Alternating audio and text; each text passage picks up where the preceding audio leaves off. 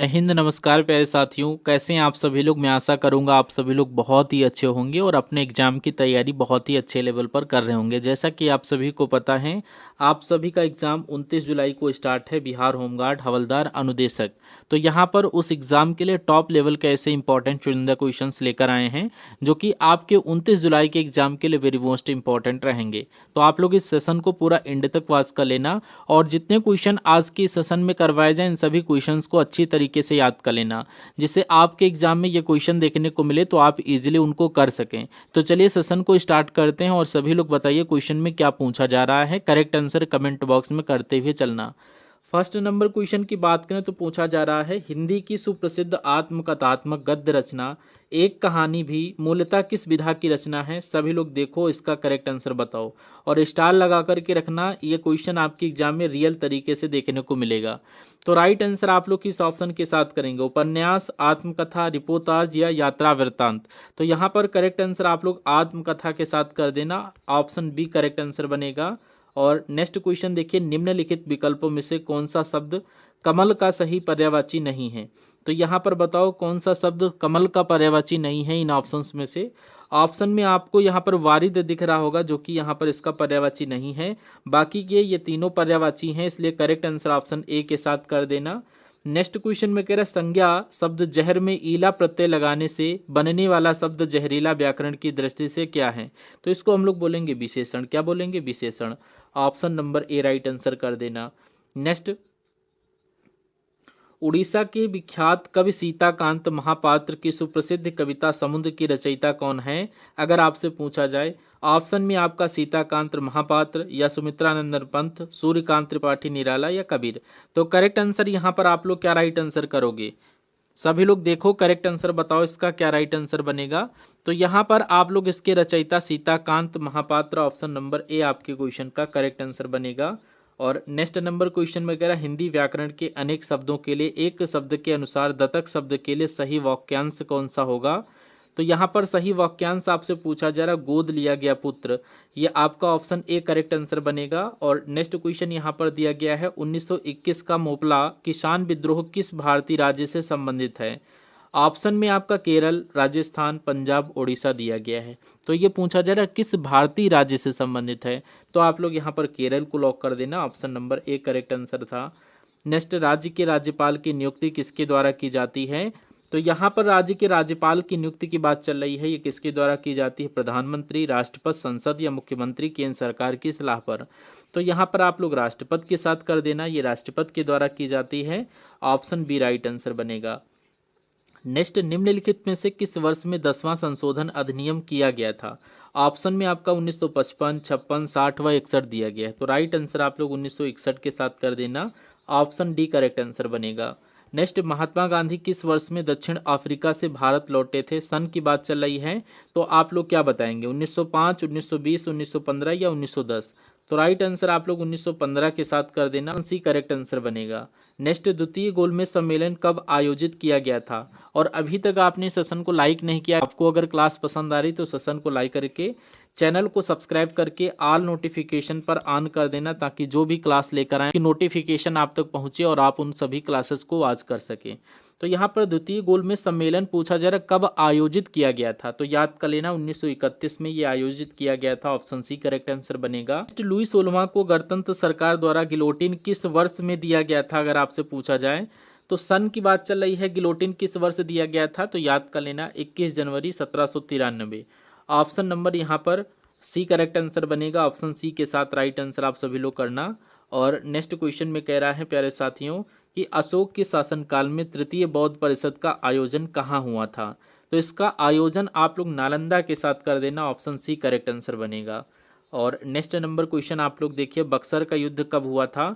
अगर बक्सर के युद्ध की बात की जाए, सन पूछ रहा है एग्जामिनर, तो आप लोग बताओ कब हुआ था ये। तो यहाँ पर बक्सर का युद्ध भैया कब हुआ था, याद कर लेना, ये 1764 में हुआ था। ऑप्शन आपके डी क्वेश्चन का बिल्कुल सही आंसर बनेगा, 1764 में। और नेक्स्ट नंबर क्वेश्चन देखिए, 2025 की मानव विकास रिपोर्ट में भारत का रैंक क्या है। तो यहाँ पर भारत का रैंक अगर आपसे पूछा जाए तो आप लोग क्या बताएंगे, 120वां, 125 या 130वां या 135वां। आंसर आप लोग 130वां के साथ कर देना, ऑप्शन सी करेक्ट आंसर बनेगा। नेक्स्ट क्वेश्चन इसी क्रम में कह रहा है कैमूर श्रेणी निम्नलिखित में से किन राज्यों में स्थित है। ऑप्शन में आपका जम्मू और कश्मीर, राजस्थान और हरियाणा, मध्य प्रदेश और बिहार, हिमाचल प्रदेश और उत्तराखंड दिया गया। राइट आंसर आप लोग मध्य प्रदेश और बिहार के साथ कर देना। और इसी क्रम में नेक्स्ट क्वेश्चन में कह रहा है निम्नलिखित में से कौन सा राज्य कोयला क्षेत्र का सही सुमेलित है। कोयला क्षेत्र यानी सही सुमेलित है, तो यहाँ पर आप लोग करेक्ट आंसर उड़ीसा और संबलपुर के साथ कर देना। ऑप्शन सी करेक्ट आंसर है। नेक्स्ट नंबर क्वेश्चन देखिए यहाँ पर भारत में निम्नलिखित में से किस क्षेत्र में पेट्रोलियम खनिज का निर्माण नहीं होता है। तो भारत में निम्नलिखित में से किस क्षेत्र में पेट्रोलियम खनिज का निर्माण नहीं होता है, तो यहाँ पर आप लोग करेक्ट आंसर नर्मदा नदी का डेल्टा कर दीजिएगा। आंसर ऑप्शन नंबर सी के साथ बनेगा। और नेक्स्ट नंबर क्वेश्चन देखिए इनमें से किस दिन को बिहार दिवस के रूप में मनाया जाता है।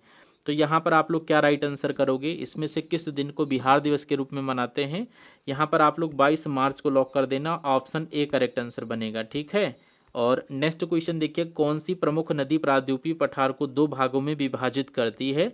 नदी का नाम बताइए। ऑप्शन में आपका गंगा, गोदावरी, नर्मदा, कृष्णा दिया गया है। राइट आंसर नर्मदा नदी के साथ कर देना। ऑप्शन सी करेक्ट आंसर बनेगा। और क्वेश्चन में कह रहा 1931 में भारतीय राष्ट्रीय कांग्रेस के कराची अधिवेशन के लिए सरदार पटेल की अध्यक्षता में किसने मौलिक अधिकार और आर्थिक कार्यक्रम पर संकल्प का मसौदा तैयार किया था।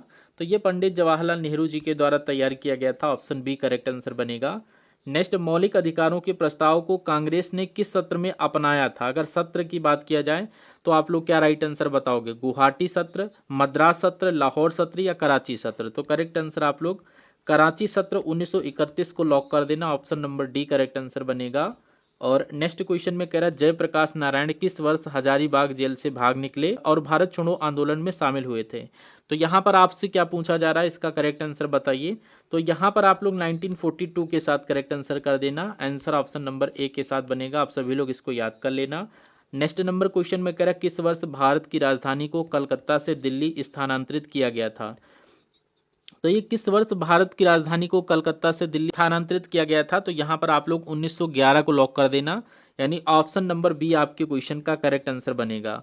नेक्स्ट क्वेश्चन देखिए भारत के संविधान का कौन सा अनुच्छेद भारत के नियंत्रक एवं महालेखा परीक्षक को लेखा परीक्षा रिपोर्ट से संबंधित है। ऑप्शन में आपसे पूछा जा रहा है तो आप लोग क्या बताओगे। तो यहाँ पर अनुच्छेद की बात चल रही है, तो यहाँ पर भारत के नियंत्रक एवं महालेखा परीक्षा की लेखा परीक्षा की रिपोर्ट से संबंधित जो अनुच्छेद है, तो यहाँ पर ऑप्शन नंबर सी के साथ कर देना 151वां।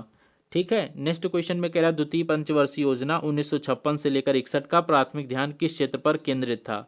सभी लोग देखो करेक्ट आंसर बताओ। द्वितीय पंचवर्षीय योजना का प्राथमिक ध्यान किस क्षेत्र पर केंद्रित था। तो ये आप लोग भारी उद्योग के साथ कर देना।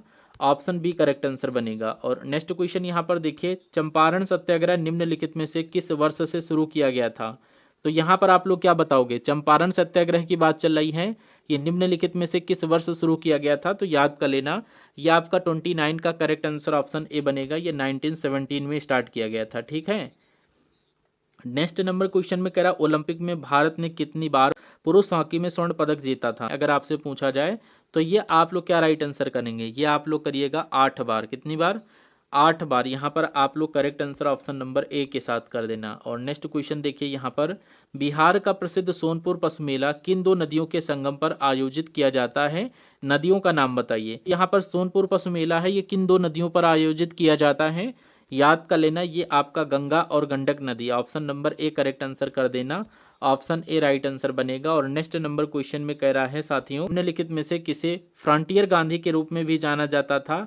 अगर फ्रंटियर गांधी की बात किया जाए तो आप लोग क्या बताएंगे। रविन्द्रनाथ टैगोर, गोपाल कृष्ण गोखले, खान अब्दुल गफ्फार खान, सुभाष चंद्र बोस। तो यहाँ पर सभी लोग बताओ किसको फ्रंटियर गांधी के रूप में जानते थे। ऑप्शन को देखिए और करेक्ट आंसर बताइए। तो यहाँ पर आप लोग करेक्ट आंसर खान अब्दुल गफ्फार खान को लॉक कर देना। यहाँ पर सी करेक्ट आंसर बनेगा आपके क्वेश्चन का। और नेक्स्ट क्वेश्चन में कह रहा है डैश भारत और फ्रांस के बीच संयुक्त नौसैनिक अभ्यास हैं। ऑप्शंस को देखिए करेक्ट आंसर बताइए कौन सा संयुक्त नौसैनिक अभ्यास है। तो यहाँ पर आप लोग करेक्ट आंसर वरुण के साथ कर देना। Option number C correct answer बनेगा। और नेक्स्ट क्वेश्चन में कह रहा भारतीय क्रांति गदर विद्रोह पार्टी की स्थापना कब और कहाँ की गई थी? तो आप लोग इसका करेक्ट आंसर हमें कमेंट बॉक्स में देंगे, क्योंकि ये आज के सेशन का आपका अंतिम क्वेश्चन है। आज के सेशन में आपके टॉप लेवल के 34 क्वेश्चन करवाए थे, और इन क्वेश्चंस में से आप सभी लोग करेक्ट आंसर बताइए कितने क्वेश्चन आपके सही हुए आपके इस क्लास में से, और आपका स्कोर कार्ड कितना गया है सभी लोग कमेंट बॉक्स में जरूर बताना। 29 जुलाई को आपका पेपर लगा हुआ है, बहुत ही कम टाइम बचा हुआ है, तो इस कम टाइम में आप लोग ज़्यादा से ज़्यादा प्रैक्टिस करिए ताकि आपका एग्जाम क्रैक हो सके और सिलेक्शन आप लोग अचीव करें। Okay, thank you for watching this session. मिलेंगे नेक्स्ट आने वाले सेशन में, तब तक के लिए जय हिंद साथियों।